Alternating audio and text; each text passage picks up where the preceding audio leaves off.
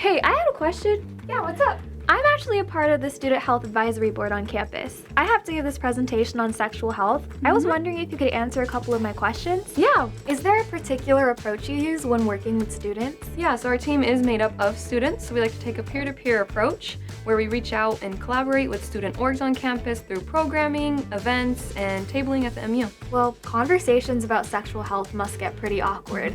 Yeah. So, is there anything you guys do in your role to help make these conversations more comfortable for students? Yeah, the number one way to get over awkwardness is by having that conversation. So that's what we do here at the Love Lab is we start that conversation so students can get more comfortable with talking about their sexual health. Now, consent is a pretty big part of sexual health. Is there anything you guys do in your role to help create this campus culture of consent? Well, whenever we start conversations about sexual health, the number one thing we start with is talking about consent.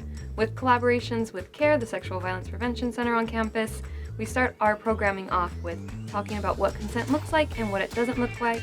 That way students know how they can start this conversation and navigate consent. I see. So a question that me and a lot of fellow students have is, are there different types of consent? No, there's only one type of consent, and that is knowing you 100% know that everyone engaging in sexual activity wants to do this. So it might be verbally or non-verbally, but there's no gray area when navigating consent.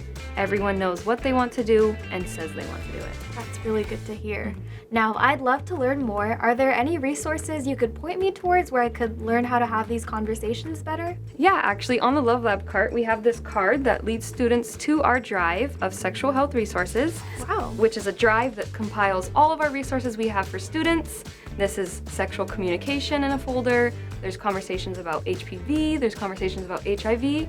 So we recommend students scanning this code and going straight to that drive. Thank you so much.